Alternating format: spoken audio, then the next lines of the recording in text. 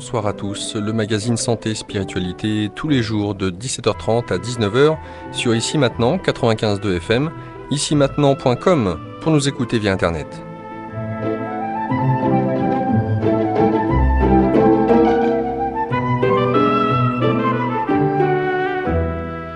Le magazine Santé et Spiritualité, comme chaque jour de 17h30 à 19h. Alexandre, aujourd'hui avec vous pour accompagner celui qui va animer cette émission.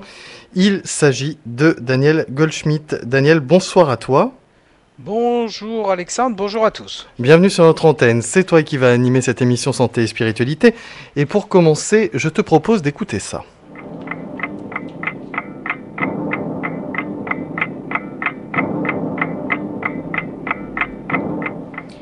Bonjour à tous, une annonce vous concernant. Sachez que Daniel Goldschmidt, hypnothérapeute, sophrologue, psychologue, sera présent dans le cadre du magazine Santé et Spiritualité ce mercredi 26 mars.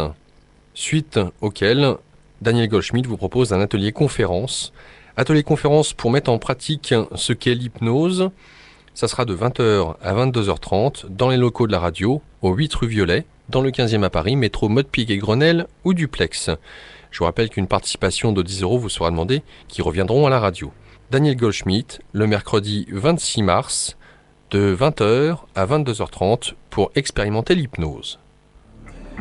Et ce sera donc à partir de 20h, comme l'a dit Laurent, ouverture des portes à 19h45. Daniel Goldschmidt en atelier conférence dans les locaux de Radio Ici et Maintenant. Tu donnes assez rarement d'ateliers conférences, donc il est important que les auditeurs s'en rendent bien compte. Qu'est-ce qui va se passer exactement ce soir? Qu'est-ce que tu proposes aux auditeurs? Bon, d'abord une rencontre. Ouais, c'est le plus important. Parce que les gens qui m'écoutent, ça fait plus de 10 ans que je fais mes émissions sur Ici et Maintenant. Et bon, ceux qui savent se servir d'un ordinateur, ils ont comme une idée de la tête que j'ai à travers Time. Mais la plupart, bon, ils entendent une voix, donc alors, déjà une rencontre. Ensuite, comme je parle beaucoup de l'inconscient, du conscient, de tous ces trucs-là, je voudrais que les auditeurs puissent poser leurs questions abondamment. Et je répondrai dans la mesure de mes connaissances. Et puis on fera des exercices d'hypnose. Parce que l'hypnose, contrairement à ce qui a été véhiculé pendant des années dans les médias et dans les films, c'est pas quelque chose d'aussi extraordinaire, ni extraordinaire, ni comment dirais-je, sulfureux que ça. C'est des techniques, et c'est des techniques qu'on peut apprendre facilement en un atelier et qu'on peut utiliser chez soi. On entend souvent dire que l'hypnose, tu viens de l'affirmer sur l'antenne, c'est facile à pratiquer. On entend souvent dire que l'hypnose, on la connaît déjà, il faut juste se souvenir comment est-ce qu'on la déclenche. Alors c'est Milton Erickson qui a apporté toute cette hypnose moderne qui est utilisée maintenant dans les hôpitaux, par les médecins, par toutes sortes de gens d'ailleurs. Il y a de plus en plus de gens qui utilisent l'hypnose. Parce que le travail de Milton Erickson a mis en lumière le fait qu'il y a des grands moments dans la journée où on est dans une hypnose naturelle. Et qu'on n'appelle peut-être pas ça hypnose, on appelle ça autrement, comme le type qui va à la machine à café faire un break et qui est perdu dans ses pensées, comme on dit, et quelqu'un lui dit « reste avec nous ». En fait, c'est vrai que cette personne a fait un quart d'heure ou 10 minutes d'hypnose, qui l'ont rechargé. Donc, savoir se mettre en hypnose et savoir utiliser l'hypnose, c'est la garantie de vivre en bonne santé, de vivre vieux, et d'avoir un mental rafraîchi. Parce que le problème du mental, j'en entends beaucoup parler par d'autres thérapeutes ici, le problème du mental, c'est que c'est une machine qui tourne constamment. Ça ressemble un peu au réacteur des avions au sol. C'est-à-dire c'est constamment en activité, en fait. Et savoir trouver un état de conscience qui va faire que le mental va diminuer, voire s'arrêter pendant un moment, et c'est la raison pour laquelle certaines personnes font des hypnoses profondes, c'est-à-dire dont ils se souviennent de rien parce que le mental c'est vraiment mis en veille, c'est une grande qualité et c'est un grand outil sur soi-même. Et nos contemporains ont un petit peu oublié ça. Mais l'hypnose, c'est quoi? C'est la contemplation? Alors, si on devait définir l'hypnose, ce qui est très compliqué, parce que pour l'instant, les scientifiques se heurtent à une forme de mur, c'est qu'on a du mal à comprendre ce qu'est l'hypnose, et par extension la méditation, ou plutôt l'inverse, la méditation et par extension l'hypnose, parce qu'il y a vraiment des gros points communs entre eux. On pourrait dire que c'est une concentration du mental sur un point, alors le point étant pouvoir être variable, et que cette concentration va auto-réguler le flux de pensée, voire l'arrêter pendant un moment. Alors en méditation, c'est pratiqué depuis 10 000 ans, 15 000 ans. C'est une espèce de ce qu'on appelle une auto-hypnose, c'est-à-dire une façon de se mettre en hypnose, avec un contenu évidemment plus ésotérique et plus mystique que l'hypnose aujourd'hui telle qu'elle est pratiquée dans nos sociétés. Mais je dirais que c'est pas un hasard si par exemple Christophe André, qui est un très bon psychiatre, utilise maintenant la méditation pour guérir un certain nombre de névroses, voire de folie, puisqu'il arrive à travailler avec des psychotiques à Sainte-Anne avec la méditation, et qu'en même temps, l'hypnose rentre aussi bien à l'heure actuelle dans les hôpitaux, chez les médecins, etc. Alors justement, on va en parler de ce lien, parce que effectivement, quand on parle d'hypnose et quand on parle de rentrer dans l'être, ça nous ramène au mystique, tu l'as dit aussi, parce qu'à un moment, si on va très très loin, on arrive à des choses qui ne sont pas forcément compréhensibles. On peut arriver aussi à ce qui peut apparaître comme un autre univers. Alors c'est quoi cet autre univers? C'est une question qui se pose. Quand on descend en hypnose profonde, très profonde, on peut, lorsqu'on est évacué, toute cette vie habituelle, se retrouver dans quelque chose de presque neuf ou de totalement différent. Donc des questions se posent pour l'hypnothérapeute. Mais avant d'en arriver justement à ces questions-là, tu parlais des hôpitaux. Donc la méditation, hypnose utilisée à Sainte-Anne, Sainte-Anne où on ne traite que des cas psychiatriques, Oui. si je ne me trompe pas. Oui. Sainte-Anne aussi où on traite l'anorexie aussi, si je ne me trompe pas. Toutes les affections, y compris la dépression. Y compris la dépression. Ouais. De toute façon, elles sont toutes un petit peu liées. Et toi-même, tu as été formé dans les hôpitaux. Tu as vu cette hypnose utilisée par la médecine. C'était il y a quelques années. Et maintenant, c'est de plus en plus utilisé.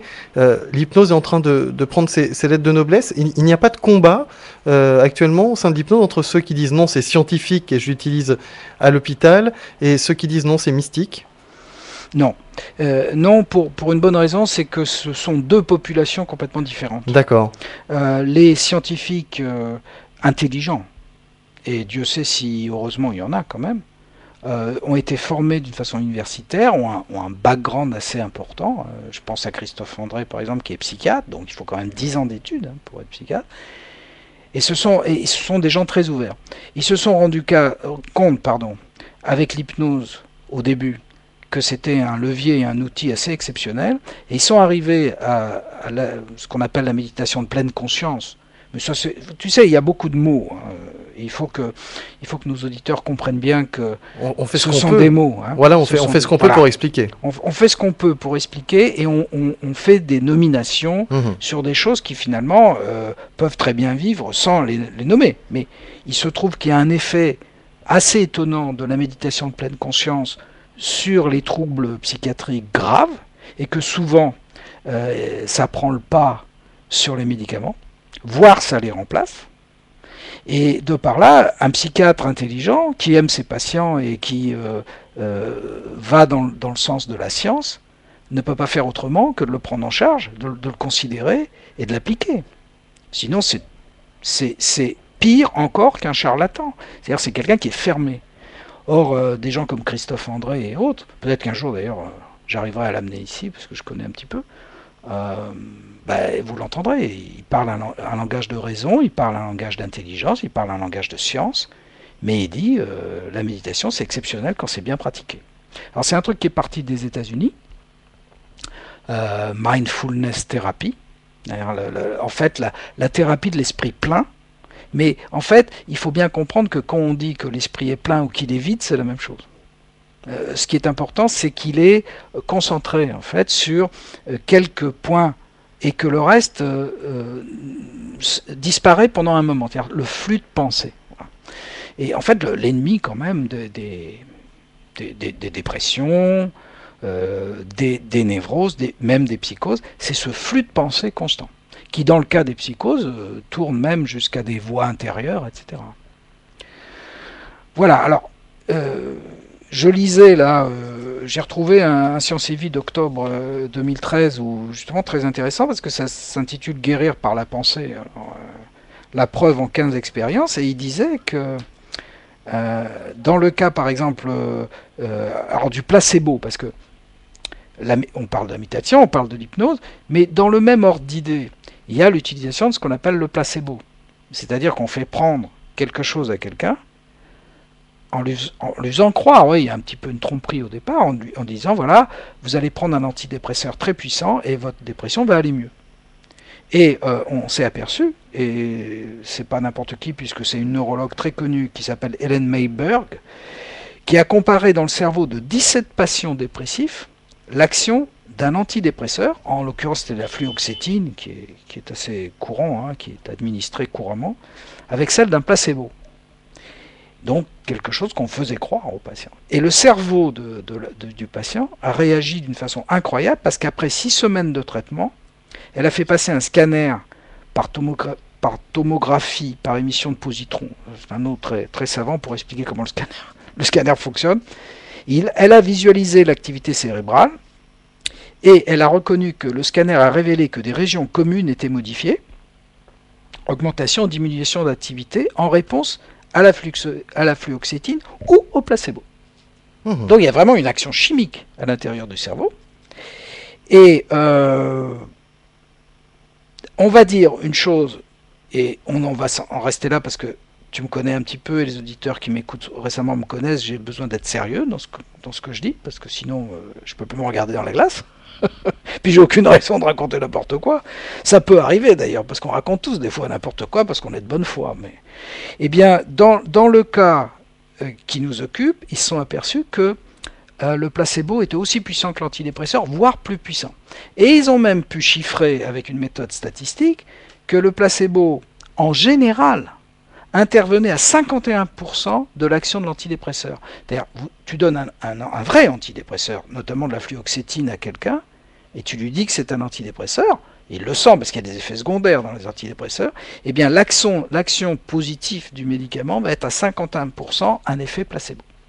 C'est beaucoup. Hein. C'est l'effet que ressentent beaucoup d'hypocondriaques qui se sont induit l'idée que tel ou tel médicament n'allait agir sur eux qu'avec les effets secondaires. Et c'est le problème de certains hypocondriaques. On se demande d'ailleurs si, d'une certaine manière, la médecine n'a pas laissé, d'une certaine manière, sur certains médicaments, certains effets secondaires pour accroître l'influence placebo. Mais bon, je travaille pas dans... Ma femme travaille, comme tu sais, dans un laboratoire pharmaceutique, mais moi pas. Donc je ne peux pas prétendre des choses que je ne sais pas. David Lynch souhaite enseigner la méditation. Vu que tu parles de méditation, je ne pouvais pas ne pas parler de lui. La méditation transcendantale dans les écoles, étant donné la puissance du cerveau que tu viens de nous décrire et de la pensée créatrice de cette pensée, est-ce que tu penses que ce serait vraiment une... Alors on parle bien du David Lynch, le réalisateur de cinéma que j'adore, qui est un peu barré, comme on dit, mais qui est assez extraordinaire. J'ai vu d'ailleurs des peintures de lui aussi. Hein. Il est peint. Il voit dans le futur. Je pense qu'il est visionnaire. Je pense que l'activité cérébrale, soit sous hypnose, soit sous méditation, soit sous tout autre, parce que c'est des mots qu'on donne, mais finalement le mécanisme il est très proche. Étant donné que c'est un mécanisme absolument naturel et dont la nature nous a dotés pour améliorer, voire guérir beaucoup de choses, c'est une hérésie que notre civilisation se soit passée de ce mécanisme. Les autres civilisations l'utilisaient abondamment.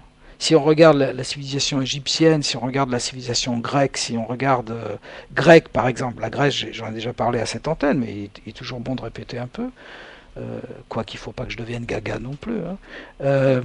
En fait, les Grecs, par exemple, ils faisaient venir les malades dans un amphithéâtre, et il y avait quelqu'un qui était formé pour ça, qui déclamait un certain nombre de choses, des vers, ou qui parlait d'une certaine manière. Et on dit que les malades se sentaient mieux après. Et ils ont pratiqué ça tout le long de l'Antiquité. Est-ce que ceux qui, actuellement dans notre société, ceux qui nous entourent, les êtres humains qui nous entourent, qui n'ont pas oublié cela, sont finalement ceux qui ont une religion et qui, du coup, prient? Alors ça, c'est une grosse question que tu poses. C'est une énorme question et ça rejoint effectivement quelques-unes de mes interrogations personnelles. Freud a eu une phrase, comme tu sais, je ne suis pas un freudien convaincu, il y a des trucs chez Freud qu'il faut abandonner parce que ça remonte à la période où il a créé la psychanalyse, qui remonte quand même à un paquet d'années maintenant. Mais il a dit un truc que j'ai trouvé assez exceptionnel, peut-être qu'il ne l'a pas fait exprès d'ailleurs. Il a dit, Dieu, c'est la vague sensation qu'a l'esprit conscient de l'existence de l'inconscient. Et ça m'a toujours accompagné dans mes études quand j'en faisais et même dans mon travail à l'heure actuelle. Je pense que le système de croyance qu'on peut adopter, et Dieu sait si j'entends des gens qui ont des systèmes de croyance variés et divers, et même sur cette antenne, quand j'écoute d'autres thérapeutes, il est évident qu'il faut adhérer à leur système de croyance, parce que si on n'adhère pas à leur système de croyance, c'est pas la peine d'aller les voir. Mais je pense que le système de croyance, s'il n'est pas trop invraisemblable, est positif. Parce que mon opinion personnelle, et n'engage que moi, c'est que l'esprit inconscient n'a pas la même façon de penser, si on peut dire, que l'esprit conscient. C'est-à-dire qu'il ne s'arrête pas à, comment dirais-je, une image ou à une croyance. Que dans l'esprit inconscient, il y a une espèce de sagesse profonde et aussi des grandes ressources pour l'être et pour l'ensemble de l'humanité aussi. C'est pour ça qu'on a parlé de fameux esprit, l'inconscient collectif de Jung. Finalement, l'inconscient collectif de Jung, c'est une façon de représenter une sorte d'inconscient qui serait total sur la planète et qui serait un réservoir de ressources. Ça n'a jamais été prouvé, bien sûr. Mais pourquoi pas y croire? Et finalement, les croyances que je rencontre, moi, chez les autres thérapeutes, ou même chez mes patients, parce que j'ai des patients qui viennent avec des croyances, quand c'est un peu trop extrême et que ça leur nuit, là, je leur fais comprendre que là, il faut garder son libre arbitre et sa pensée. Voilà. Par exemple, les gens qui disent, je crois que j'écoutais une émission hier ici sur Ici Maintenant, il y a un monsieur que je connais parce que j'ai reçu un rendez-vous, qui se croit possédé. Ou qui croit qu'il a été manipulé par des forces noires. Le thérapeute qui était là hier, qui pratique également l'hypnose, lui a fait une très bonne réponse. Il a fait, ne vous servez pas de cette croyance comme une forme d'excuse par rapport à certains problèmes que vous avez. Ça, il faut le dire à la personne. Que sa croyance ne lui fait pas du bien. Que c'est une forme de lâcheté aussi. C'est-à-dire, j'ai été envoûté, donc je n'ai rien pu faire. Facile, quand même. Bon. Mais par contre, quelqu'un qui a une croyance, par exemple dans les vies antérieures, on va en parler un petit peu des vies antérieures, parce qu'en hypnose, il se passe des choses un petit peu curieuses. On va y arriver après. Ouais. On va en parler. Quelqu'un qui va se balader dans les vies antérieures, en hypnose notamment, il a des images qui arrivent. Et si c'est quelqu'un qui adhère complètement à cette croyance, quand il va revenir de sa séance d'hypnose, il va me dire c'est extraordinaire, je suis allé me promener dans telle et telle vie, j'ai vu, j'étais ça, etc. Bon, malheureusement, et on va en parler, c'est rare quand on a des détails d'une très grande précision. C'est en général assez global comme façon de voir. Mais dans ce cas-là, je ne vais pas lui ôter sa croyance du tout. Je vais dire, si vous avez vu ça, il y a une base quelque part. Je ne peux pas vous l'expliquer. Mais on s'aperçoit la plupart du temps qu'une fois qu'il a fait cette balade dans la vie antérieure, il va mieux. Ça, je l'ai constaté 10 000 fois. Avant qu'on ne continue sur les vies antérieures, et parce qu'on est un peu passé là-dessus sur ta présentation, Daniel, tu fais plus d'une vingtaine d'années que tu pratiques l'hypnose. C'est pas la peine de le hurler parce que tout le monde va connaître mon âge et les jeunes femmes vont plus du tout me regarder, quoi. C'est dur ce que tu me fais. Qu'est-ce qui t'a le plus impressionné quand tu t'es retrouvé face à l'hypnose, lorsque tu as découvert cette hypnose? Qu'est-ce qui t'a fasciné, qui t'a attiré, ou tu t'es dit, je ne m'attendais pas à ça? Alors, il faut être honnête. toute mon enfance, j'ai été bercé par des choses spirituelles, ésotériques. Mes parents qui avaient connu la diaspora et puis la Shoah, qui étaient des juifs de l'Est, donc allemands et russes, étaient très abîmés après la guerre, et très angoissés. Et ils se sont reconstruits à travers ce qu'on appelait à l'époque la spiritualité. C'était le début, hein, ça venait des Indes surtout. Enfin, reconstruit relativement, mais quand même. Donc j'ai été baigné toute mon enfance, j'ai lu Krishnamurti, j'en passe et des meilleurs, j'avais 12 ans. Donc si tu veux, toute cette vague de spiritualité, je la connais. Ce qui m'a frappé dans l'hypnose, c'est que le jour où quelqu'un m'a mis en hypnose, et c'était pas quelqu'un d'extraordinaire, hein, il m'a simplement demandé de suivre certaines indications, et je suis rentré dans cet état. C'est un peu comme si j'avais eu la confirmation de tout ce que j'avais ressenti dans mon enfance. Et alors, je ne l'expliquais pas plus, puisque l'hypnose, pour l'instant, les théories sont balbutiantes au niveau scientifique. On voit le cerveau qui fonctionne, mais c'est tout ce qu'on sait, hein, c'est très compliqué. Mais ça a rendu manifeste quelque chose que je sentais depuis des années, c'est qu'il y avait un esprit de surface, qu'on va appeler l'esprit conscient, donc rationnel, logique, A plus B, un chat est un chat, et quelque chose d'autre à l'intérieur qui ne procédait pas du même système psychique, et qui était plus vaste, plus artistique aussi, qui pouvait expliquer nos coups de foudre, nos envies, nos passions, certaines de nos erreurs aussi, nos pulsions, voilà, nos pulsions. Et comme j'étais un être animé, et que je suis toujours, j'espère, animé par des pulsions, et qu'il faut garder ces pulsions, je me suis dit, mais oui, dans le fond, c'est ça. C'est que l'être humain est coupé en deux. Et après, j'ai lu, quand j'ai fait mes études de psychanalyse, j'ai lu Lacan et j'ai lu Freud, et tous les deux expliquaient effectivement. Alors, encore une fois, c'est pas pour autant que je souscris à la psychanalyse. Dans certains cas, c'est peut-être une méthode qui est pas trop mauvaise. Dans d'autres, il vaut mieux éviter. Mais il y a une chose que disait Lacan, c'est l'homme est barré. Alors, la première fois qu'il a dit ça, il a dit barré comme le dollar. Et les gens ne comprenaient rien. Ils faisaient semblant de comprendre, en disant oui, maître, vous avez raison, on est barré comme le dollar. Et tout d'un coup, ils ont compris.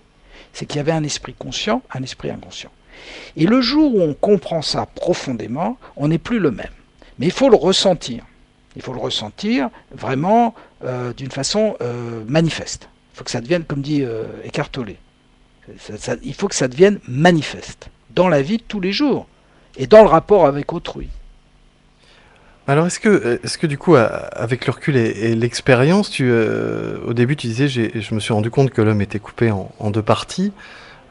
Finalement, est-ce que tu ne t'es pas rendu compte avec le temps, je l'affirme presque en te posant la question, mais que c'était pas en deux parties, c'est qu'il y avait une partie visible qui représentait 1% de l'être humain et que les 99 autres pourcents étaient le vrai. Tout ça pour nous amener aux vies antérieures, entre autres, à la spiritualité, au fait que nous ne sommes qu'une toute petite partie de ce que nous sommes véritablement.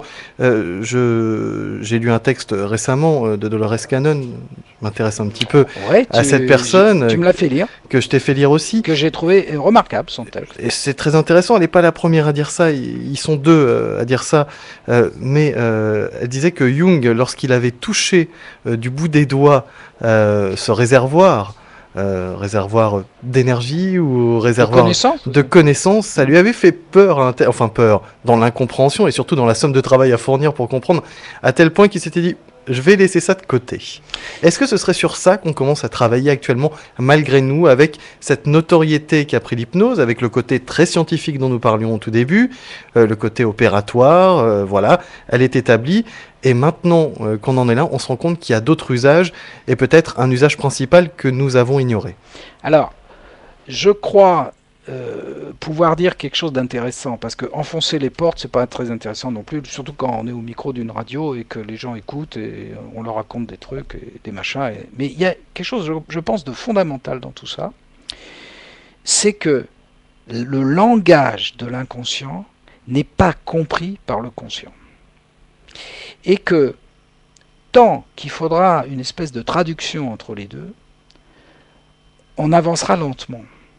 Parce qu'on essaye de décrypter quelque chose qui appartient à l'inconscient en partant du conscient. Sauf, effectivement, certains Asiatiques ou autres qui, depuis 10 000 ans, méditent dans des grottes et sortent de l'esprit conscient. Seulement, le problème, c'est que quand ils reviennent, il leur est extrêmement difficile, voire impossible, de le mettre en mots. Et je pense que Carl Gustav Jung, qui était loin d'être un imbécile et certainement quelqu'un d'extrêmement érudit, il s'est rendu compte de ça. C'est-à-dire que les voyages qu'il a fait, je pense, sous hypnose, parce que c'était très pratiqué l'hypnose à l'époque de Jung, et Freud et Jung, et tous les psychiatres et les neurologues pratiquaient l'hypnose. Je pense qu'il a fait des voyages intérieurs très étonnants. D'ailleurs, il en a parlé dans un des bouquins, La Rose, enfin le nom va me revenir, mais j'ai lu ça il y a longtemps, mais très intéressant. Puis si quelqu'un se souvient du nom de ce bouquin qu'il appelle tout à l'heure quand on ouvrira le standard, parce que j'ai un trou de mémoire, c'est La Rose de quelque chose. Mais il a fait des voyages initiatiques intérieurs. Seulement, il s'est rendu compte, avec l'intelligence quand même de quelqu'un qui est un scientifique à la base, qu'il n'arrivait pas à traduire en mots ni en forme ce qu'il avait touché là-bas.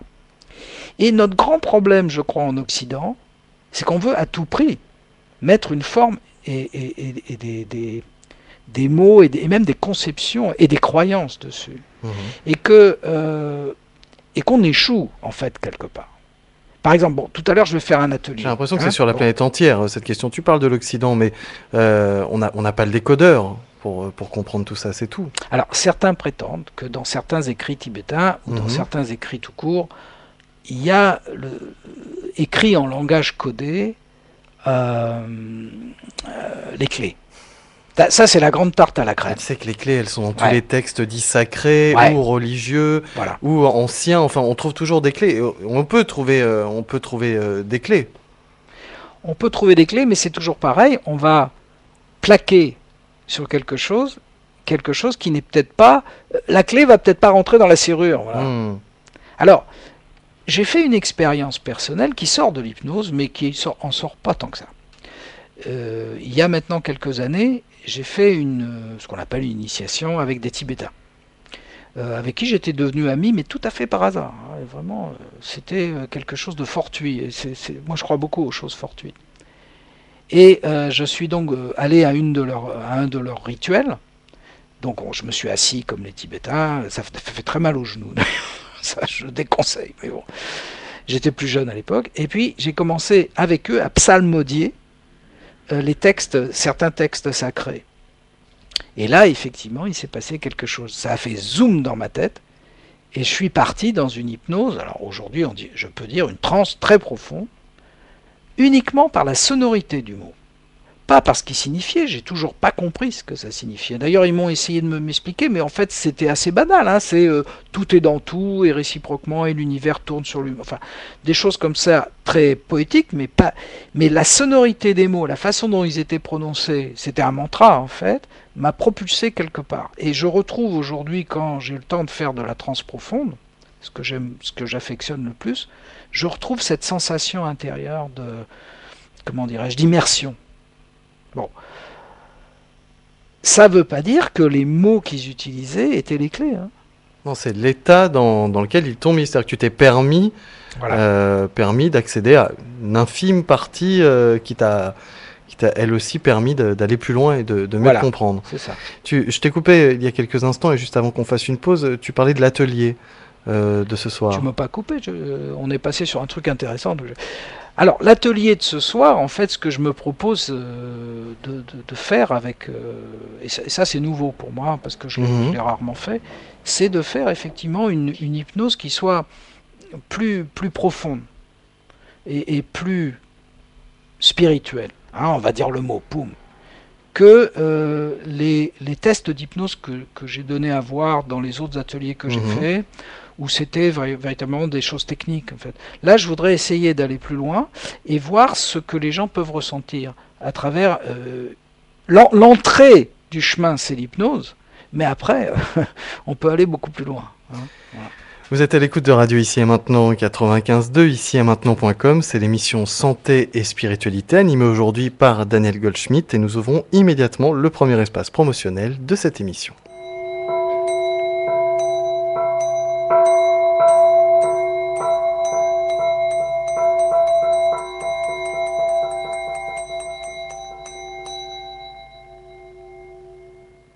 C'est Daniel Goldschmidt, hypnothérapeute, qui anime aujourd'hui cette émission Santé et Spiritualité. Pour le joindre, 2 numéros de téléphone. Le 09 51 84 05 40. Ça, c'est un disque sur lequel vous retrouverez toutes les informations concernant Daniel Goldschmidt. 09 51 84 05 40. Et pour le joindre, c'est sur son téléphone portable, pour le joindre directement, c'est le 06 08 47 08 51. Je répète, 06 08 47 08 51. Et petite précision, ce téléphone, vous pouvez y laisser des messages, mais il n'est allumé que de 13h à 14h. Et puis il y a aussi un site internet sur lequel vous retrouverez toutes sortes d'informations sur l'hypnose, sur Daniel Goldschmidt. C'est le www.hypnose-indirect.com. Je répète, hypnose-indirect.com. Fin de ce premier espace promotionnel.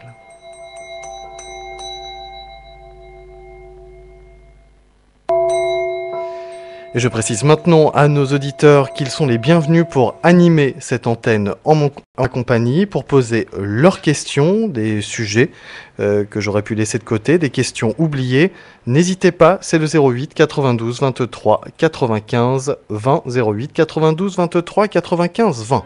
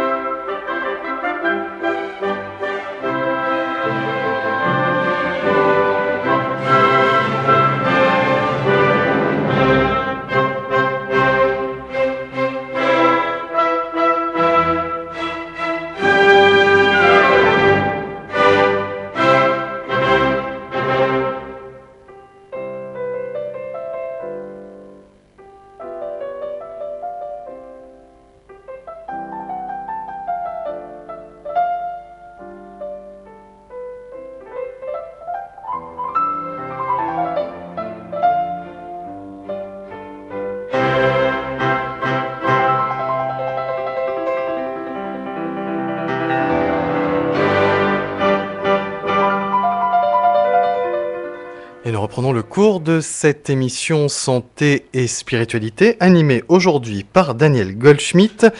Daniel qui est hypnothérapeute, vous en êtes rendu compte si vous écoutez l'émission depuis le début. Et vous pouvez mener cette interview en même temps que moi, en composant le 08 92 23 95 20. Et nous accueillons pour commencer Karim. Bonsoir à toi et bienvenue. Oui, bonsoir. Bonsoir Nicolas, bonsoir Monsieur Goldschmidt. Alexandre. C'est russe aussi. Ouais, tu as entendu Nicolas. Ça, c'est marrant, ça. Excusez-moi. Mais c'est pas grave, Karim, on t'écoute. Voilà, donc je trouve ça très intéressant, l'hypnothérapie. Je pense que c'est pas suffisamment connu. Je découvre ça, moi aussi. Hein. Je crois que vous êtes intervenu déjà il n'y a pas longtemps. J'avais écouté votre précédente émission sur le sujet. Et je trouve ça passionnant, d'autant plus que ça peut apporter quelque chose à tout un chacun, donc je trouve ça formidable. Et là où j'ai été aussi rassuré, c'est quand vous avez eu un petit commentaire sur la psychanalyse en général, enfin votre méfiance sur certains aspects. Je pense que tous les professionnels en la matière un petit peu sérieux partagent ce point de vue aujourd'hui. Donc disons que ça, même si on ne maîtrise pas un sujet tel que l'hypnothérapie, il y a quelques tendances au niveau des prises de position à nous montre si la personne est sérieuse ou pas. Et c'est un petit peu le moyen que je trouve des fois pour me faire une opinion sur quelqu'un. Et voilà, donc ma question que je voulais poser, c'est concernant ce que vous avez évoqué, concernant tout ce qui est le conscient et l'inconscient. C'est bien ça, hein ? Oui. Voilà. J'ai bouquiné il y a quelque temps tout ce qui relève un petit peu de la visualisation créatrice, visualisation positive, etc. Et j'ai découvert qu'il y avait une spécialité médicale qui s'appelle la psychoneuroimmunologie, quelque chose comme ça, Oui, oui, c'est ça. et qui met en évidence en fait la force, enfin les conséquences des pensées positives ou négatives sur l'organisme, etc., et sur le système hormonal, etc. Oui, Et, oui, oui. et je voulais savoir si vous validez en tant que spécialiste praticien, je dirais, cette technique de visualisation, c'est-à-dire que le fait de ressentir des émotions à l'avance, de se mettre en condition, le cerveau inconscient nous y mènerait d'une certaine manière, de façon indirecte et d'une certaine manière, et les pensées conscientes, il faudrait essayer de les bloquer d'une certaine manière. Est-ce que, grosso modo, est-ce que c'est un peu ça, ou est-ce que ça c'est sérieux? Est-ce que toutes ces études, vous confirmez bien que tout ça c'est sérieux, quoi? Alors, en ce qui concerne la science, parce que c'est devenu une science, bien sûr que c'est sérieux, puisque ça a été mis en place par des neurologues ouverts, des gens qui ont une très grande compétence là-dedans, et on s'est rendu compte de choses assez étonnantes, et notamment à travers, alors on va sortir un tout petit peu de l'hypnose, mais vous allez comprendre que c'est pas vraiment en sortir, ce qu'on appelle le neurofeedback. Je ne sais pas si vous avez déjà entendu parler du neurofeedback. Oui. Alors, le neurofeedback, c'est pas un truc de thérapeute installé dans son cabinet, parce qu'il faut des moyens. Donc, je vais vous lire très rapidement ce que j'ai trouvé sur le neurofeedback, et ça m'a beaucoup intéressé. En 2012, le neuroscientifique Rainer Goebel et le psychiatre David Linden ont entraîné 8 patients dépressifs à contrôler l'activité d'une région cérébrale impliquée dans la genèse des émotions positives. L'insula. Alors, pour résumer, c'est une partie du cerveau qui génère les émotions positives. C'est-à-dire que quand on regarde le cerveau sous scanner ou IRM, on s'aperçoit que si on demande à la personne d'avoir des émotions positives, en lui faisant vivre justement par ce que vous dites, c'est-à-dire la visualisation, l'insula, donc la partie du cerveau avec le cortex préfrontal, c'est les deux régions qui créent l'émotion positive, on voyait d'une façon certaine, grâce à l'imagerie par résonance magnétique fonctionnelle, en temps réel, on voyait que grâce à ces visualisations et à ces imaginations, on pourrait dire, la partie du cerveau qui sécrète, qui est mise en route par les émotions positives, et en général une sorte de bien-être, s'activait. Après 4 séances hebdomadaires d'1 heure, les patients ont appris à augmenter volontairement l'activité de cette région et montrer une réduction de leurs symptômes dépressifs. Il y a même un graphique, alors c'est pour vous dire, c'est quand même relativement sérieux.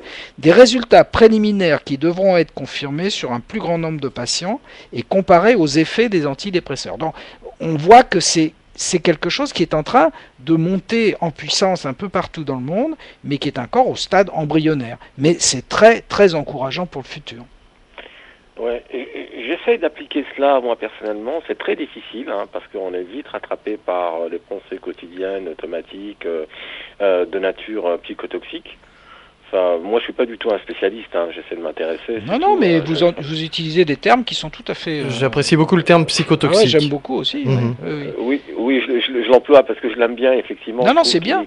Il correspond bien à certaines situations lorsque on se fait un scénario ou des scénarios mentaux défavorables, souvent dans sa tête, et effectivement on est beaucoup plus attiré, c'est marrant, on est beaucoup plus attiré naturellement par des pensées pessimistes ou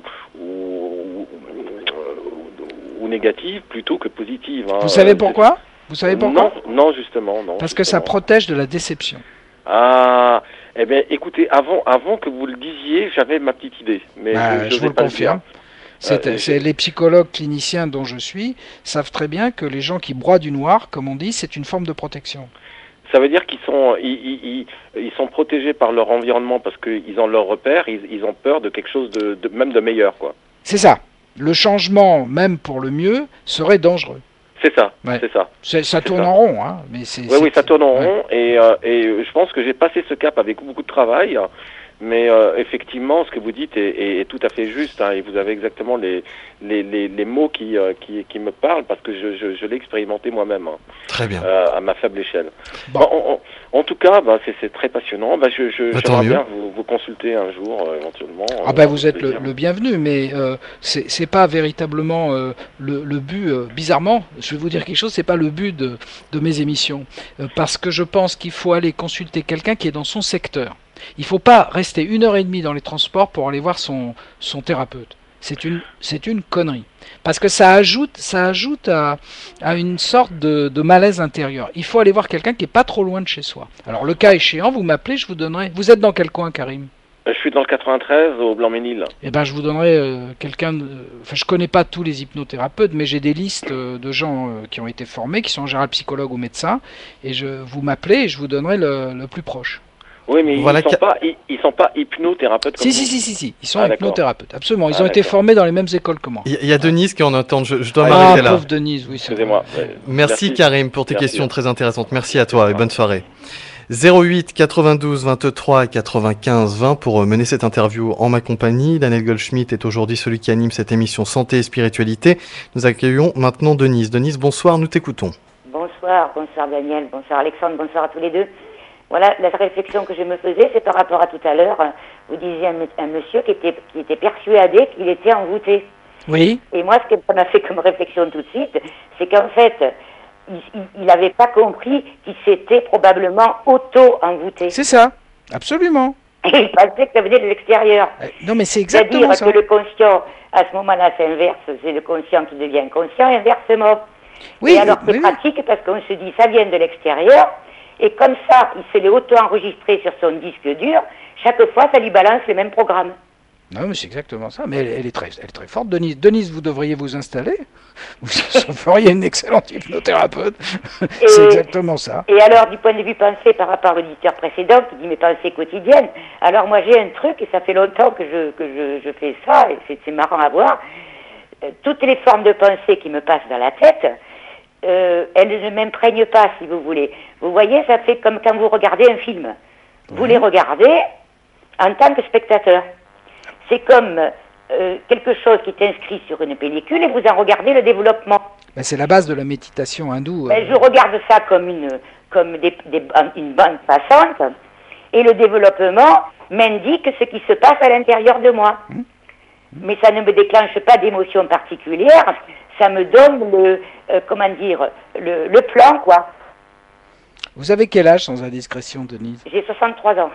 Ouais, ben, vous êtes arrivé à un moment de votre vie, tout comme moi d'ailleurs, parce qu'on est comparable en âge, où certains processus sont en train de se faire. Mais il faut du temps pour arriver à faire ce que vous tout faites. ça. Ouais. Et par exemple, j'aime beaucoup, alors je contemple dehors, moi je suis toujours dans la nature, les plantes, les pierres et tout ça, et je me dis, si en les observant dans cet état immobile, où tout se passe sans accroc, et ça me passionne. Je regarde tout ce qui est vivant différemment de l'humain, et comment ça se développe, et comment on arrive à sentir l'essence des choses. Et l'être humain, il est bien compliqué à côté. Ouais, mais il y a une raison peut-être à ça quand même. Oui. C'est pas par hasard. Oui, et l'eau qui coule, alors moi je fais ça, je prends les pensées, pour moi c'est des bandes passantes, vous voyez. Alors je m'installe à l'intérieur de moi, je deviens mon propre spectateur de ce qui se passe. Bah, c'est exactement ce que certains types de méditation enseignent. Merci Denise pour ton intervention. Voilà. Merci beaucoup. Bonne soirée à rien. toi. Merci, vous aussi.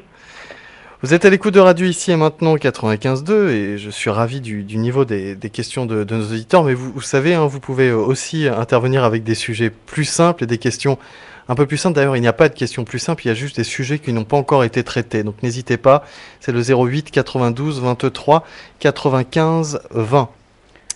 Tu souhaitais dire quelque chose, Daniel ? Oui, comment tu sais? Je t'ai même pas fait signe. J'ai vu. Ah, tu es fort. Alors écoute, en fait, je voulais parler d'un cas que je traite en ce moment, d'un patient que j'aime beaucoup. Et en fait, il a des manifestations paranormales.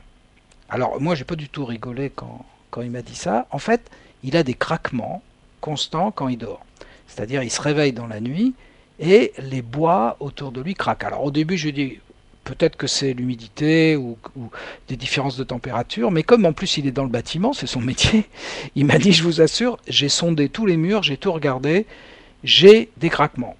Après il m'a dit quand mon ami, enfin sa femme, sa fiancée on va dire, vient dormir avec lui, elle se réveille au milieu de la nuit avec des craquements.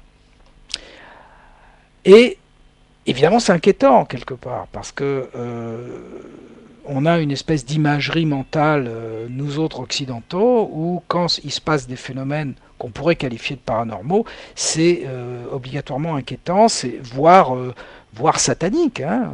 On y pense tout de suite. Il y a quelque chose qui ne va pas, il y a des forces négatives, etc. Alors voilà ce que j'ai fait. Je l'ai mis en hypnose.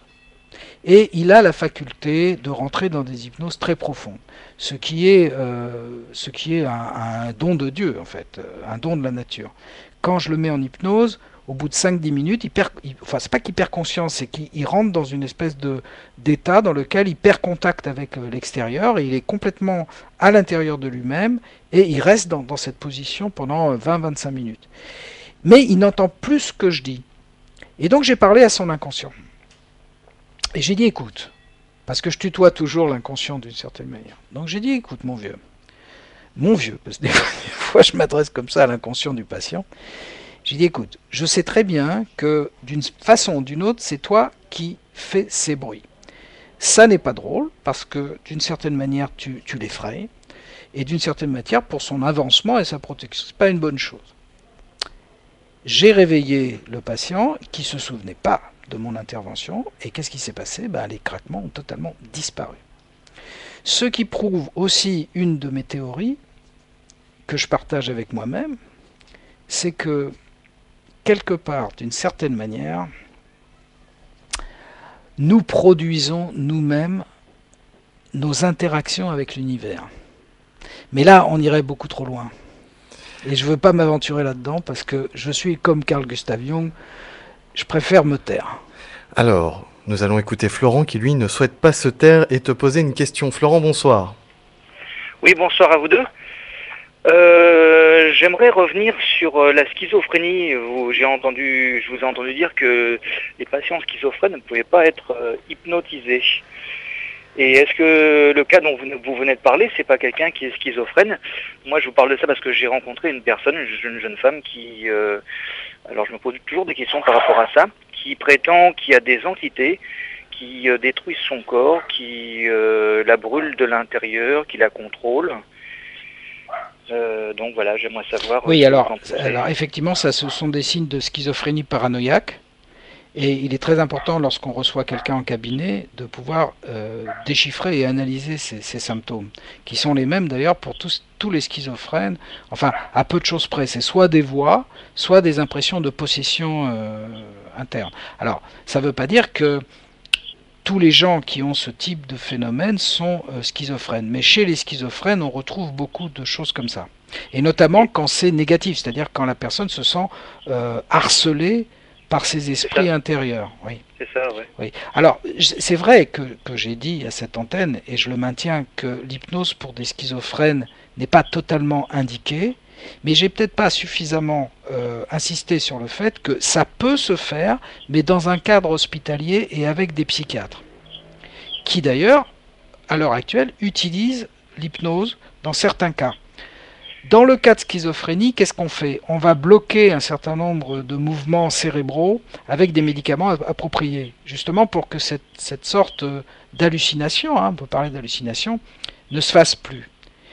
Si le psychiatre est suffisamment compétent en hypnose, ou bien s'il fait venir un hypnothérapeute compétent, mais sous sa direction, et alors que le psychiatre est présent, on peut essayer de parler, on va dire, aux esprits.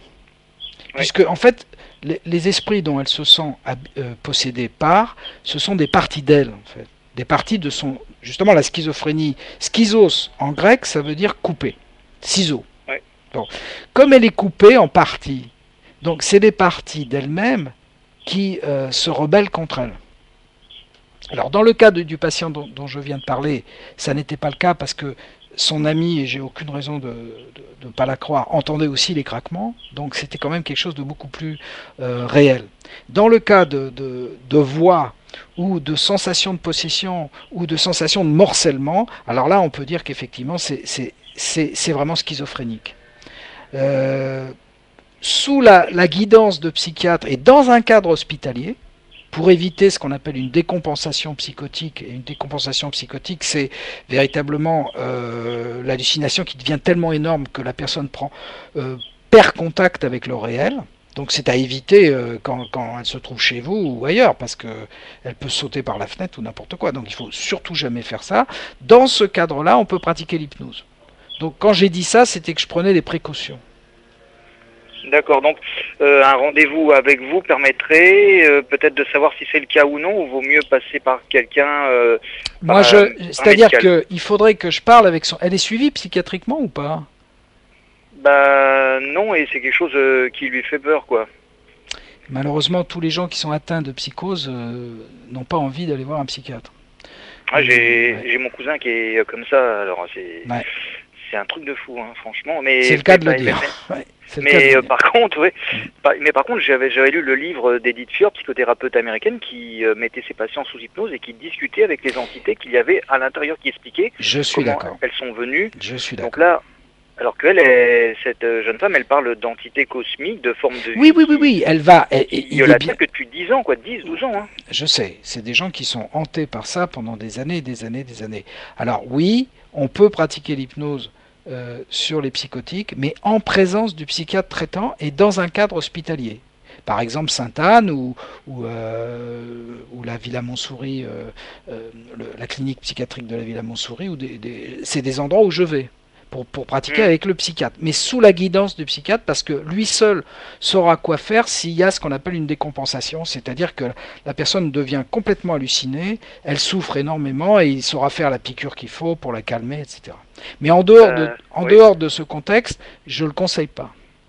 Ouais, c'est un petit peu son cas parce qu'elle ne travaille plus, elle est atteinte physiquement, elle a du mal à marcher. Non, mais ça c'est des signes extrêmes d'une psychose grave déjà. Hein. C'est déjà bien saignant. Mais elle prend aucun médicament? À ma connaissance, non. Ah ouais, mais non. Là, il y a des moments. Dieu sait si je suis pas pour les médicaments à tout prix, les neuroleptiques, et les psychiatres, les bons psychiatres non plus. Ils évitent d'en donner, mais il y a des moments où quand la personne est autant handicapée par la maladie, il faut en donner. Hein, et c'est une hérésie de rester comme ça. Hein. Il faut absolument qu'elle évite d'aller consulter. Bon, je vais. Ouais. En tout cas, voilà. En tout cas, il faut faire quelque chose pour elle. Et Daniel a dit tout à l'heure, le but de son émission n'est pas justement d'avoir des patients, mais par contre, il peut peut-être te renseigner sur des endroits où aller. Oui, absolument. C'est-à-dire, je veux bien la voir une fois avec vous. Je ne lui ferai pas d'hypnose. Mais je parlerai avec elle, on parlera de ce qu'elle ressent, on parlera de ces esprits qui l'habitent, on y parlera sans critique ni petit sourire en coin. Hein. Il faut rentrer à l'intérieur de la croyance de la personne, et puis après on verra ce qu'on peut faire, chez qui elle peut aller, comment je peux l'orienter. Bon, moi j'espère qu'elle acceptera que je vous l'emmène. C'est pas gagné, hein. C'est pas gagné. Tout à fait, ouais. C'est ça le problème. Ouais, je suis désolé. Ouais. Au revoir Florent. Merci à vous. Bonne soirée, au revoir. Au revoir. Alors, Daniela, avant de faire une nouvelle pause, et puis on parlera dans quelques instants aussi en troisième partie d'émission de sujets un peu plus quotidiens. Oui. Parce que l'hypnose, ça sert aussi à ça. Léger, hein, un peu plus léger. Oui, parce que là, la schizo... c'est pas... Ouais. Alors, justement, avant de parler, de reprendre un peu sur le côté... même pas spirituel, je sais même pas si ça va être de la spiritualité, mais tu vas voir dans quelques instants. Avant cela, ce qu'il vient de nous dire est intéressant, pas seulement pour les gens qui ont des cas graves, des psychoses, des cas vraiment cliniques. On voit des personnes qui ne souhaitent pas, par exemple, aller faire de l'hypnose, ou en tout cas pratiquer, ou aller à une séance, parce qu'elles ont peur de ce qu'elles pourraient dire et de ce qu'elles pourraient découvrir. Et c'est beaucoup plus fréquent que ce que l'on pense. Mais ça, c'est les films, c'est les films, les romans. Ouais, surtout que l'hypnose libère les barrières. Et c'est pas ce qu'ils pourraient faire qui les inquiète, c'est ce qu'ils pourraient dire. En fait, ils ont peur que ça les transforme trop. Et je l'ai entendu plusieurs fois de la part de proches qui disent « Moi, l'hypnose me fait peur parce que elle pourrait me faire dire des choses que je n'ose pas penser, que je ne me permets pas de penser. » Totalement faux. Mm-hmm. C'est impossible. Alors, bon, on va développer un tout petit peu, mais ce sont des peurs. Alors, curieusement, ce sont des peurs qui ont été induites parce que l'hypnose est assez puissante. C'est-à-dire, la première fois qu'on fait une séance d'hypnose, on fait un peu waouh, quoi. On n'a jamais connu ça, on s'est jamais retrouvé dans cet état-là. Il y a des choses qui remontent, qui sont émotionnelles d'ailleurs, et qui sont souvent associées à l'enfance ou à des moments forts de sa vie. Et puis il y a cette espèce de générosité intérieure qu'on ressent et cette espèce de compassion profonde pour soi-même. Donc, mais on perd pas conscience si on n'en a pas envie. C'est-à-dire les gens qui partent complètement en hypnose, c'est que justement ils se laissent complètement aller parce que c'est trop bon quelque part, si j'ose dire. Et ensuite, on ne parle pas sous hypnose et l'hypnothérapeute ne peut pas vous soutirer des secrets en parlant par exemple avec votre inconscient. L'inconscient, c'est quand même vous. C'est-à-dire que si l'inconscient sent que vous ne voulez pas dire et que vous n'avez pas à faire savoir à l'hypnothérapeute ce qui se passe, vous ne dites rien. Même quand vous êtes... Allez, poussons les choses à l'extrême.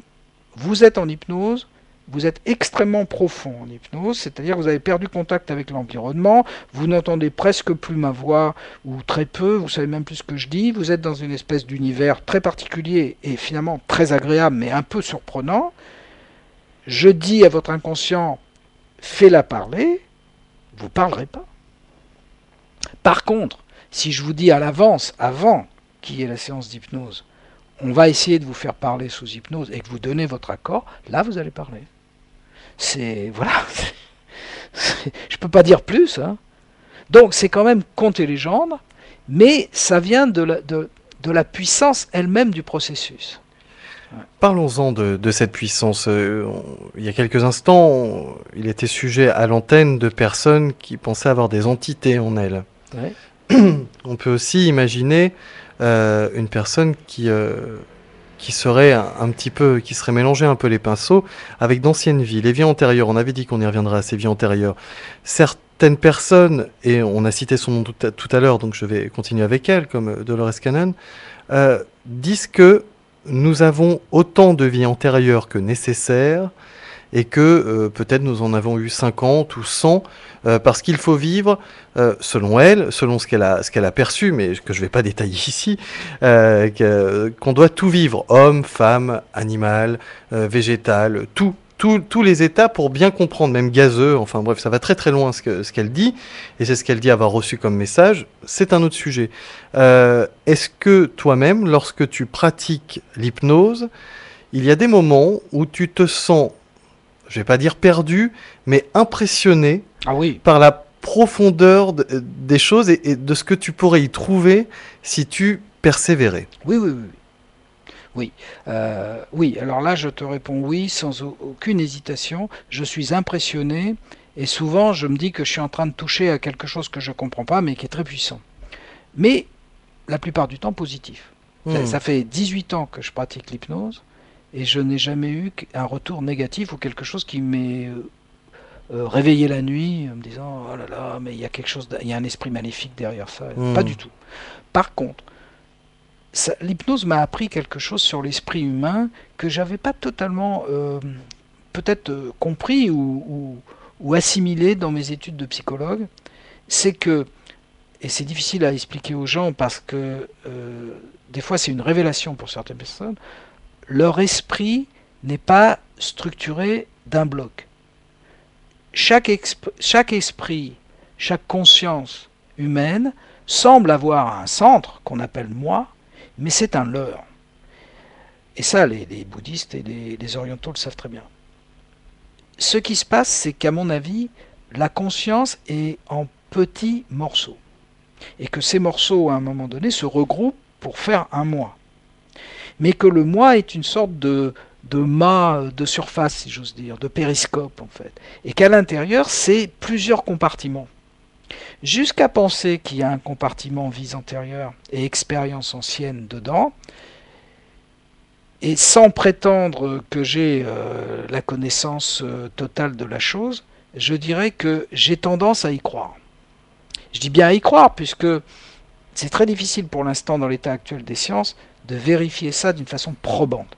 Mais j'ai l'impression que chaque personne balade un compartiment quelque part qui est des connaissances et des expériences qui n'ont pas été faites obligatoirement dans cette vie actuelle. Alors tu dis actuel, c'est un des sujets qui m'intéresse énormément en ce moment. Tu dis actuel, mais est-ce que justement un hypnothérapeute ne se débarrasse pas de la notion du temps?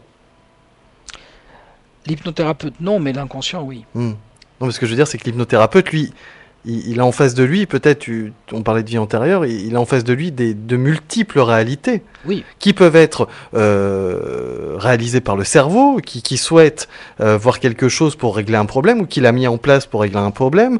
On peut aussi parler de vie antérieure, mais on ne peut qu'en parler vu qu'on n'a pas de... C'est-à-dire c'est l'esprit conscient qui, étant dans le temps, va projeter les vies antérieures dans le passé, puisqu'il est dans le temps. Voilà. Mais je ne suis pas du tout certain que l'inconscient vive ça dans le temps.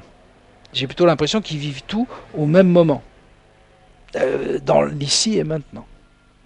Qui, selon ce que j'ai pu lire des philosophies orientales et autres, est la seule réalité, c'est l'ici et maintenant. Alors, mais là, on va rentrer dans une discussion certes passionnante, mais oiseuse, parce que je ne peux, autant je peux vous parler du biofeedback, du placebo, de la méditation, parce que là j'ai des chiffres en face de moi et des réalités scientifiques, autant dire, mais oui, j'ai rencontré dans les expériences que j'ai faites avec plusieurs sujets, et des fois d'une façon impromptue, des entités intérieures, et j'ai pas peur de parler d'entités intérieures, positives, qui appartenaient à des expériences qui transcendaient la vie de la personne.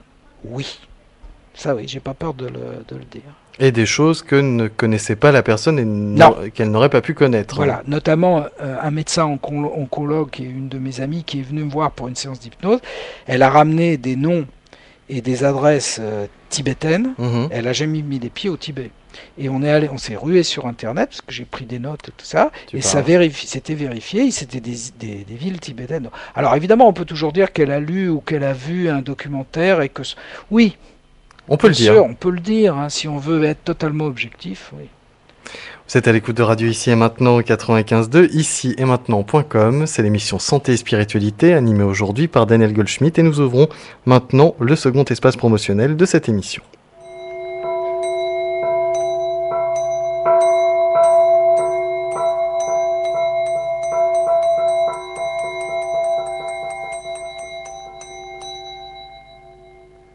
C'est Daniel Goldschmidt qui anime aujourd'hui cette émission Santé et Spiritualité. Hypnothérapeute, sophrologue. Pour le joindre, 2 numéros de téléphone. Pour le joindre véritablement, c'est un numéro de portable qui est le 06 08 47 08 51. Je répète, 06 08 47 08 51. Pour plus de précision, ce téléphone est ouvert de 13h à 14h et le reste du temps, il prend les messages. Mais il y a aussi un numéro de téléphone avec un disque informatif, c'est le 09 51 84 05 40. 09 51 84 05 40. Et enfin, pour tous ceux qui préfèrent lire, il y a un site internet, c'est le www.hypnose-indirect au singulier et indirect avec un E à la fin, hypnose-indirect.com. Fin de ce second espace promotionnel.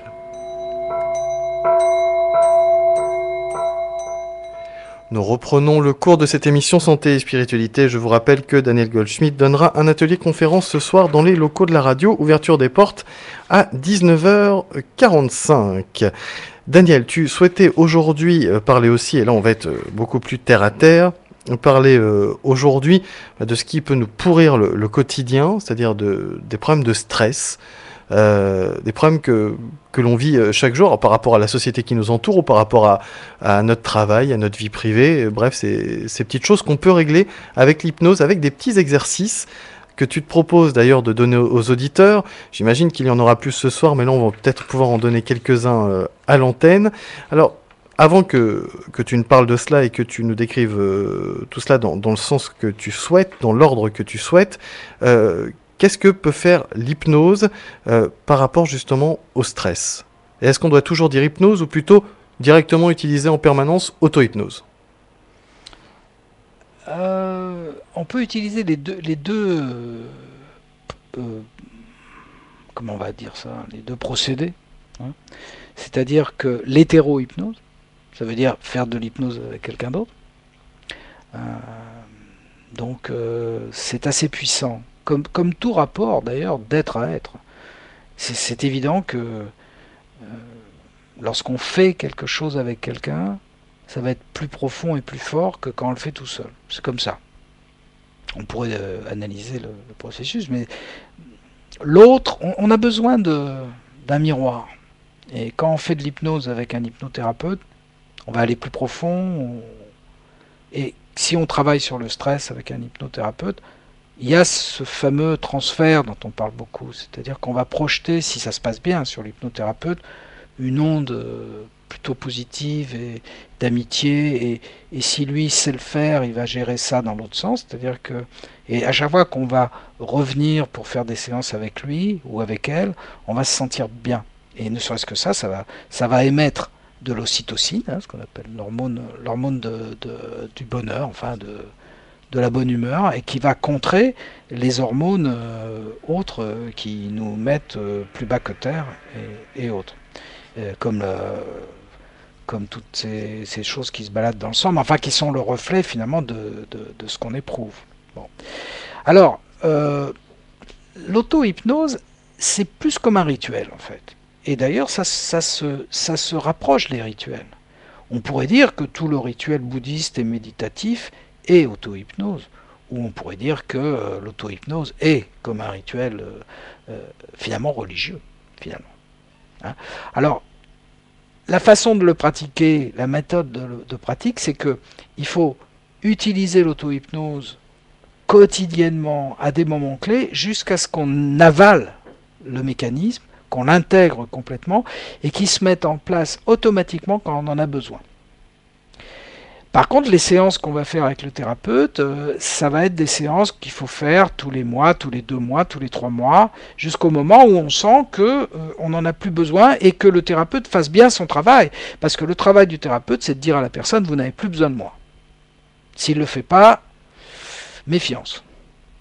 Alors, le stress, qu'est-ce que c'est au fond? Alors, le stress, c'est un mot, encore comme tous les mots, qui a été inventé par Selye, hein, qui était un grand neurologue du début de ce siècle, hein, non, de la moitié du siècle dernier, et qui a inventé le mot stress. Et on est d'accord qu'il y a des stress positifs et qu'il faut qu'il y ait du stress. Parce que des gens qui n'ont plus de stress, par exemple les gens très déprimés, on ne peut plus dire qu'ils sont stressés. Hein. C'est-à-dire qu'ils sont sans réaction. Donc il faut un peu de stress, c'est la vie de tous les jours. Hein. Et on regarde une plante croître dans un jardin, il y a un petit stress parce que le soleil tape trop fort, enfin ça fait partie de la vie. Mais ce qui est dangereux, c'est quand le stress devient chronique, et à la limite pour illustrer ça, je dirais qu'on ne se repose plus jamais. C'est-à-dire qu'on dorme ou qu'on veille, et en général le sommeil est très perturbé, il y a toujours cette tension intérieure qui se reflète, qui est mise en lumière par des pensées incessantes qui tournent sur elles-mêmes et qui deviennent cause de stress profond. Alors là, oui, l'hypnose, à mon avis, est plus puissante sur le stress que la relaxation. Il fut une époque où on prônait un travail de relaxation profonde pour diminuer le stress. Je ne parle pas de la sophrologie, parce que mon opinion, c'est que dans la sophrologie, il y a beaucoup d'hypnose qui n'est pas dite. Donc, la sophrologie est plus puissante que la relaxation. Mais d'ailleurs, je forme à l'heure actuelle à l'hypnose des sophrologues qui se sont dit, tiens, on va aller du côté de l'hypnose pour voir s'il y a des outils. Et ils sont ravis. Ça complète très bien le travail. Mais sophrologie, hypnose, biofeedback, méditation, placebo aussi, ça fait partie de la manière dont tout en chacun peut agir sur lui-même. Et c'était des choses qui étaient très pratiquées dans d'autres civilisations et qui le sont toujours. Oui, effectivement, je t'interromps juste un instant. Moi, quand tu me parles de tout ça, je pense au Reiki. Ah oui, alors le Reiki, qu'est-ce que c'est? Ça va peut-être déranger certaines personnes, mais c'est un système de croyance. Pour bien pratiquer le Reiki, il faut y croire, hein, c'est évident. Mais c'est un rituel. Et de par ce fait, c'est très puissant parce que la personne va adhérer au système de croyance et va faire son rituel. En plus, dans le Reiki, ce qui est très intelligemment fait, c'est qu'il y a des grades. Mais c'est finalement, au niveau de l'inconscience, très bien. Donc, moi, je suis pour. Alors, je ne suis pas sûr que le Reiki soit... c'est comme toutes ces histoires d'énergie. J'entends beaucoup parler d'énergie, etc. On ne sait pas, je ne sais pas. Mais en tout cas, il y a une chose qui est certaine, c'est que tous les rituels qui tournent autour de l'énergie, c'est positif. Parce que ça a une action assez forte sur l'esprit de la personne. Et une des façons de contrer le stress, c'est le rituel. Je crois beaucoup au rituel. Toutes sortes de rituels. Rituel amical, rituel religieux, rituel franc-maçon. Les francs-maçons ont des rituels intéressants. Ils comprennent plus très bien ce qu'ils font, mais c'est des choses qui remontent à 2-3 siècles et qui sont très très intéressants et qui mettent les personnes dans un système d'hypnose, en fait. Rituel ésotérique. Moi, je suis pour. Alors maintenant qu'on ne vienne pas me demander si les gens qui célèbrent Zoroastre ou des gens comme ça, s'il y a une vraie réalité derrière ça, j'en sais rien. Mais ça n'a pas d'importance. Le rituel d'aller avec un bon copain comme Alexandre, une fois par mois au resto. C'est un rituel. Un rituel, ça peut être, je pense aux vies surchargées que nous avons, ça peut être de faire la vaisselle à telle heure chaque soir, ça peut être de faire à manger. Quelles sont les différences entre... Ça peut le devenir. Ça peut le devenir si on le fait à chaque fois. Tout est la manière dont on le regarde. Dans le bouddhisme zen, que j'apprécie beaucoup, il y a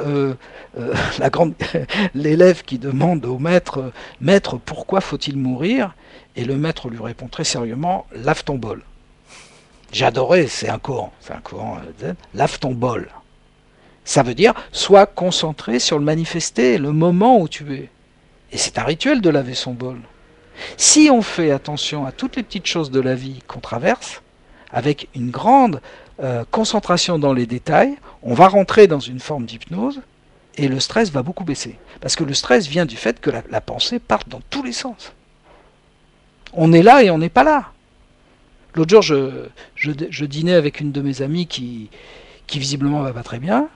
Et à un moment, je me suis arrêté parce que je lui parlais. Il y a eu un grand blanc. Elle me regarde, elle me dit « Pourquoi tu arrêtes de me parler ?» Je lui dis « Tu m'écoutes pas. Tu n'es pas là. » Elle m'a dit « Oui, c'est vrai, je suis pas là. » J'ai dit « T'es où ?» Elle a dit « J'en sais rien moi-même. » Donc elle avait perdu cette présence à la vie. Et cette présence à la vie, et Cartolé en parle très bien de ça.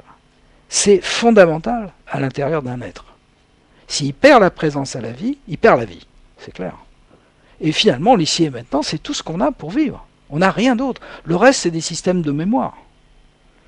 Donc les rituels, c'est un peu ça. C'est une façon de nous ramener. Et l'hypnose, pourquoi je suis rentré dans ce système et que je continue malgré les années et que maintenant je commence à l'enseigner. Finalement, l'hypnose, c'est un mot qui ne veut pas dire grand-chose. C'est une concentration sur certaines choses qui fait que le mental va s'arrêter. Et il va s'arrêter à travers justement cette concentration. Par exemple, pour induire l'hypnose au cabinet, donc j'explique quand même pour que ça soit clair, parce qu'il y a un moment peut-être où les gens me perdent.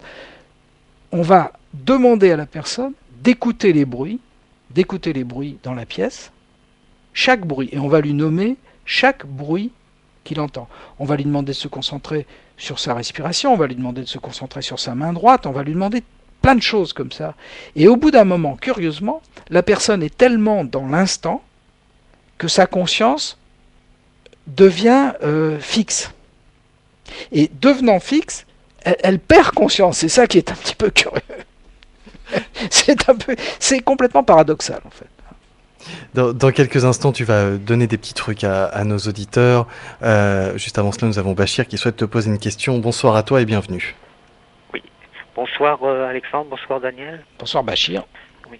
Par rapport à la question, c'est vous aviez parlé de personnes, enfin pas vous, mais à un moment donné, je ne sais pas si c'est Alexandre qui parlait de personnes qui n'osaient pas venir pour ne pas révéler oui, c'est Alex, choses. Oui. Oui, et donc c'était la question par rapport à, par exemple, deux personnes qui sont dans un état amoureux et les personnes là vont révéler des choses qu'ils n'auraient pas révélées à d'autres personnes et je voulais savoir si cet état, enfin l'état amoureux, était quelque part un état aussi hypnotique. Ouais, c'est une question très intéressante et je vous remercie de la poser parce que j'en ai parlé dans une émission il y a très longtemps de ça, mais l'état amoureux est un état d'hypnose. C'est clair. Ah, d'accord. Ah oui, oui. Quand on est amoureux, on touche plus le sol, on est envahi d'hormones positives. Enfin, il n'y a pas que la sexualité, il y a tout ce qui va autour, cette impression d'être deux, cette fusion. Et justement, la manière dont on rentre dans une espèce de bulle quand on est amoureux, c'est très proche de l'état hypnotique. Puisque si on devait définir l'état hypnotique, ce qui est difficile à définir, on dirait qu'on rentre dans une espèce de bulle. Donc vous voyez, c'est très proche. Une dernière chose, oui. Oui, est-ce que le fait de dire peut-être qu'habituellement on a des états d'hypnose naturellement, mais que la société avec le stress nous a fait une rupture avec cet état naturel d'entrer en hypnose naturelle.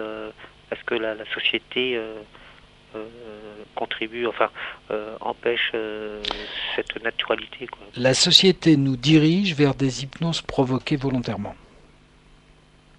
Je répète, la société nous dirige vers des hypnoses provoquées volontairement. Et nous empêche d'avoir des hypnoses au moment où l'on veut. Merci pour ta question. Il va développer un tout petit peu, mais après on va devoir arrêter parce qu'on est plus loin de la fin. Merci. Je vous laisse et puis je vous écoute pour la suite. Merci. Merci à toi. Alors justement, pour rebondir sur ta réponse apportée à Bachir, tu parles de la télévision, on a parlé lors de la précédente émission, des jeux, pas que ça, de toutes ces choses qui sont là pour... Il y a beaucoup de systèmes qui sont des hypnoses, des trans en fait, et qui sont utilisés pour vendre. À commencer par les sports. Par exemple. Mais non, je vous dis pas que c'est négatif de regarder un bon match de foot, je le fais. Mais à chaque fois que je rentre vraiment dans l'histoire parce que j'ai envie que mon équipe gagne et tout, je rentre en hypnose, c'est évident. Alors, on va en profiter. Mais il l'avait dit d'ailleurs, le patron de TF1, et tout le monde lui est tombé dessus, le pauvre garçon. Pauvre garçon, j'irai pas jusque-là, mais en tout cas, il était il l'avait dit, oui. Il a été clair. Il a dit, on utilise le cerveau pour vendre notre lessive. Cerveau disponible. Ouais, cerveau disponible. Et c'est vrai. Maintenant, est-ce que c'est voulu à haut niveau, etc. Non, c'est des mécanismes qui ont été prouvés et qui fonctionnent. Bon, pourquoi voulez-vous que des gens dont c'est le travail, comme les publicitaires ou les directeurs de chaînes, s'en affranchissent? Leur rôle, c'est de rentrer le plus de chiffre d'affaires publicitaire. Mais le but, c'est ça. Tu me dis, c'est pas voulu au niveau, ça va nous entraîner loin, cette conversation. Non, je veux dire, c'est pas une espèce de complot. C'est tout simplement l'utilisation de systèmes naturels, cérébraux qu'on a en nous, et par des gens dont c'est le métier. En fait, on croit souvent qu'il y a la pub parce qu'il y a la télévision, mais en fait, il y a la télévision parce qu'il y a la pub. Le but premier d'une émission de télévision qui est lancée, quelle qu'elle soit, sur toutes les chaînes de télé, à part peut-être la nuit sur le service public ou sur Arte, c'est tout de même de vendre la pub le plus cher possible, de faire le plus d'audience, non pas pour la qualité de l'émission, mais pour vendre le spot de pub le plus cher possible. Donc, voilà, ne rêvons pas là-dessus. Et on est d'accord, mais ça je suis d'accord avec toi. Et notamment les téléréalités, ça crée une très forte hypnose. Pourquoi? Parce que les gens se projettent à l'intérieur de ce qu'ils voient. Puis on segmente les personnages qui sont devant nous. Donc bien sûr. C'est assez extraordinaire. Le cinéma en a rêvé, la télé-réalité l'a fait. Daniel, il nous reste moins de 10 minutes. Un ou deux conseils pour nos auditeurs, des petits exercices, pour ceux qui ne viendront pas ce soir, des petits exercices d'hypnose qu'on peut faire au quotidien. Si vous êtes en voiture, n'essayez même pas de le faire maintenant. Non, il vaut mieux pas. Mais des petites choses que l'on peut réaliser pour se détendre. Alors, c'est ce qu'on appelle des inductions. Donc, nous autres hypnothérapeutes, on utilise ça justement pour faire rentrer les gens en hypnose relativement rapidement. Alors, il faut... alors, il y en a peut-être 2 000 ou 3 000, quoi. Mais je vais donner les plus faciles à réaliser. Et ce soir, je démontrerai devant tout le monde comment on peut le faire, quoi, d'une façon simple. Alors, il faut toujours partir du corps, parce qu'il faut bien comprendre que l'hypnose est un mécanisme corporel avant tout. Hein. Le corps participe beaucoup à l'induction d'hypnose. Alors, on va utiliser ce qu'on a sous la main. Et qu'est-ce qu'on a sous la main? On a nos bras, nos jambes, nos yeux, nos oreilles. Bon, les oreilles, elles sont intéressantes pour induire l'hypnose. Les yeux sont intéressants pour induire l'hypnose. Les mains sont intéressantes. Les pieds, pour l'instant, je m'en sers pas beaucoup, mais je pourrais m'en servir. Bon. Alors, on va partir des oreilles. Je répète ce que j'ai dit tout à l'heure. Et j'invite tous les auditeurs qui ne pourront pas venir à l'atelier ce soir à essayer une ou deux fois, comme ça, pour voir. Vous vous mettez dans votre lit, hein, en général dans un endroit plutôt calme, et surtout, par exemple, en début de soirée, quoi, pour que vous fermez la télé, ou alors vous regardez la télé et ensuite vous vous couchez, tout simplement. Hein, et vous allez écouter tout. Dans quelle position on se met allongé? Oh, on peut être allongé. D'accord. Vous allez écouter tout. Et vous allez vous apercevoir d'une chose très étonnante, c'est que votre esprit va chercher les sons. C'est-à-dire que progressivement, vous allez entendre des sons que vous n'avez jamais entendus dans votre chambre. Non pas qu'ils n'existaient pas, mais vous ne faisiez pas attention. Qu'est-ce qui va se passer? À force d'écouter tous les bruits, alors les petits craquements, la chasse d'eau du voisin au 4e étage, votre lit qui grince un peu, le froissement du drap, et vous allez voir que progressivement, alors à chaque fois vous vous dites j'entends. Tiens, j'entends. Alors c'est peut-être pas obligatoire de le formuler par une phrase, hein, mais disons pour vous donner l'impression que ça va donner, c'est j'entends le bruit du drap, j'entends le. Et vous écoutez tout, et vous n'essayez de passer à côté de rien. Qu'est-ce qui va se passer? Vous allez avoir une forme de saturation. C'est-à-dire qu'au bout d'un moment, vous allez sentir que votre état de conscience est en train de changer. Parce que il va y avoir une saturation et une forme de confusion. Parce qu'à force d'écouter tous les bruits, vous ne saurez plus très bien, enfin votre cerveau ne saura plus très bien quel bruit il doit écouter en premier. Et cette confusion va provoquer un état d'hypnose. Alors ça, c'est un premier truc très facile à faire. Hein. Moi, je fais tous les soirs pour m'endormir. J'ai une journée difficile, des fois j'ai des bribes de séances qui me reviennent en tête et tout. Je me mets à écouter les bruits. Les bruits de la nuit hein, aussi. Comme moi, j'ai la chance d'être un petit peu à la campagne. J'écoute la chouette, là, le hibou. J'écoute ça, enfin voilà, les bruits, le vent. Enfin. Mais on faisait ça quand on était enfant. Hein. Attention, on savait faire ça quand on était enfant. On a oublié. Bon. La deuxième chose, parce que je vois l'heure qui tourne, hein, bon, vous allez faire quelque chose qui est très simple, qui peut ne pas marcher chez certaines personnes, mais qui peut très bien marcher chez d'autres. Vous allez fermer vos yeux et vous allez imaginer, mais comme un enfant hein, qui joue, que vos paupières sont collées, c'est-à-dire que vous ne pouvez plus les ouvrir. Alors, pour que ça marche, il faut que vous perdiez le sens critique. Parce qu'il y a une partie de vous qui dit, bah ouais, tu parles, je peux facilement. Il est gentil, Goldschmidt, mais moi, je peux ouvrir mes yeux. Il faut abandonner ce sens critique, il faut vraiment ressentir que vos paupières sont collées. Il faut vraiment le ressentir physiquement. Mes paupières sont collées. Je ne sais pas comment, je ne sais pas pourquoi, mais mon inconscient m'a collé mes paupières. Vos paupières vont être collées, c'est-à-dire vous n'allez plus pouvoir ouvrir. Ça ne va pas être désagréable du tout, parce que vous savez que s'il y avait une urgence ou quoi que ce soit, vous pourriez ouvrir les yeux. Et à ce moment-là, vous allez rentrer en hypnose à travers juste cette sensation que quelque chose d'autre en vous a pris le contrôle. En fait, c'est ce qu'on appelle une dissociation. C'est-à-dire vous rentrez dans une dissociation, il y a une partie qui fait, il y a une partie qui regarde l'autre faire. Et c'est cette dissociation qui crée l'hypnose. Ok ? Bon. Troisième chose, et après j'arrête parce que... Une troisième, non, on va pas avoir le temps, Daniel. On va pas avoir le temps. Ouais, oui. J'ai une toute petite... Enfin, ça vous donne une idée. Hein. Voilà, une idée de petits exercices pour se relaxer. Voilà. Combien de temps les pratiques? 5-10 minutes chacun? Même pas. 5 minutes. 5 minutes. Ça suffit. Juste une preuve que cet être conscient qui me sert actuellement à parler, à réaliser cette émission de radio, nous bride et nous brime en quelque sorte.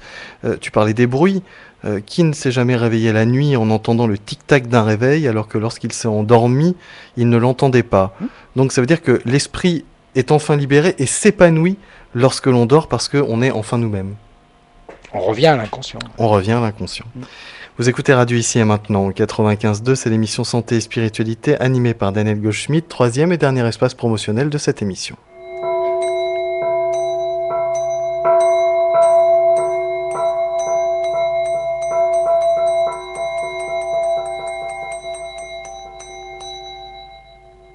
C'est Daniel Goldschmidt qui a animé aujourd'hui cette émission Santé et Spiritualité. Pour le joindre, 2 numéros de téléphone. Tout d'abord, un numéro qui lui est informatif, c'est le 09 51 84 05 40. Je répète, 09 51 84 05 40 pour avoir toutes sortes d'informations. Et puis un numéro de téléphone portable, là pour le joindre directement entre 13h et 14h, sinon il y a une messagerie, c'est le 06 08 47 08 51. Je répète, 06 08 47 08 51. Et puis pour tous ceux qui préfèrent lire, eh bien, il y a un site internet. C'est le www.hypnose-indirect au singulier avec un E à la fin d'indirect, hypnose-indirect.com. Fin de ce troisième et dernier espace promotionnel.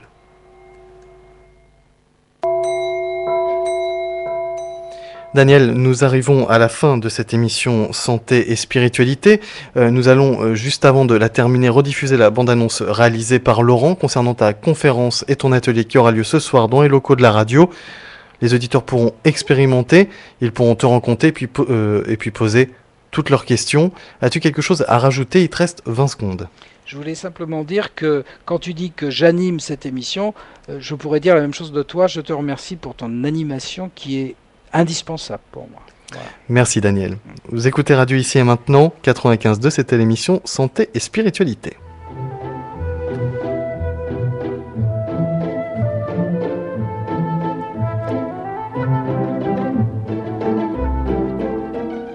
Bonsoir à tous, le magazine Santé et Spiritualité tous les jours de 17h30 à 19h sur Ici Maintenant 95.2 FM, ici-maintenant.com pour nous écouter via internet.